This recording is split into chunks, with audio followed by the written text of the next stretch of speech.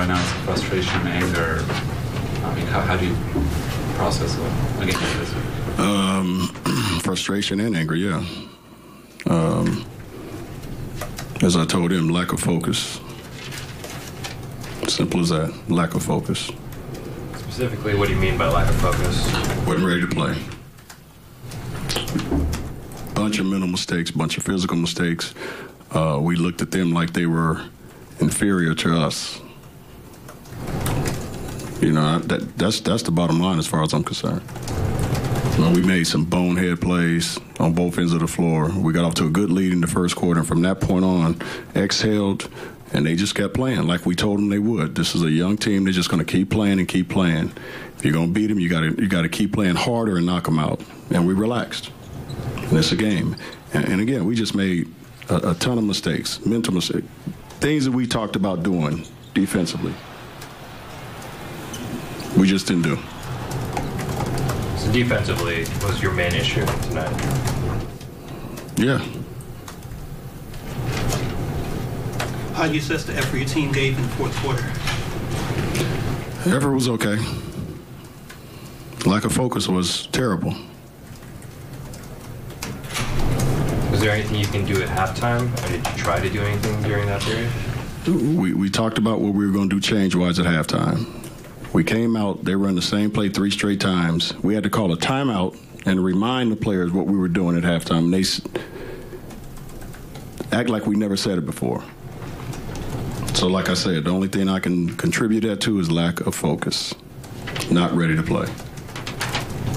Simple as that. As a coach, what's the next step you can take? We just keep working. Sooner or later, you get tired of getting the crap beat out of you, and you start, manning up and doing the things you're supposed to do. Simple as that. You can't play, good, hard, nose basketball one night and then look at the opponent the next night and say, oh, we got an easy one tonight. Doesn't work that way in this sport. You get your ass kicked doing that. Excuse my language. I feel like you guys looked at this game. I mean, obviously, given the record, I think this is one we should win, and therefore, yeah. Absolutely. After the way we started and the way we ended, that's exactly the way I feel that we looked at it. Fair warning this morning, fair warning before the game, fair warning at halftime, and we still came out with lack of focus and made mental mistakes on both ends of the floor. Do you feel like the team has these same types of emotions that you do? I have no idea. I have no idea. I know it's a few guys in there pissed off. The rest of them, I have no idea. Because they wasn't thinking tonight, obviously. So I don't know what they're thinking right now. Comment on the level of frustration. I mean, that's the maddest we've seen Bryon Scott. He continued to say the lack of focus, the warning at the pregame shoot-around, at halftime, at the end of the third quarter. And as a coach, I've known Bryon for a long time. He's been extremely patient. In fact, he said he's one of the most patient guys. But right now, his patience has gone out the window. And I wouldn't be a bit surprised if he gets a little tougher verbally with these guys and change it up a little bit, because to not be able to follow your assignments coming out of halftime, that's a problem when you look at how they've been playing in the third quarter. And, I don't understand it. I do not get paid professional guys that don't know how to follow simple instructions. And if that's the case, that's a big problem for this team. I don't understand how you have a lack of focus. Half of Minnesota veterans are not playing tonight. Yep. You played pretty well last game into the last quarter. Knowing how important this game was, how can your coach come out and says it's a lack of focus? I just don't understand that, knowing that the team that you're playing feels like they should beat you as well.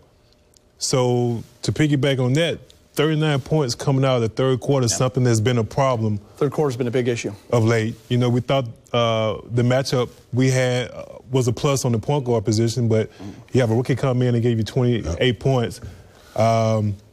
No resistance whatsoever down the stretch. Mo scored 25, so behind. So I mean, 53 from the putting on that Laker jersey doesn't guarantee you anything anymore. And I think these guys, maybe still think that, Kobe's still on the team and that wearing that Laker jersey, teams are going to, somewhat die down. That's not happening. Guys, that's pride right there. Yeah. When I came here and put on the jersey, I remember when you guys played Showtime, everything. So to have on this jersey and to see the record right now and to see that we're the last at the bottom of the conference, to have a team like Minnesota come in, this was a sense of urgency. Yeah.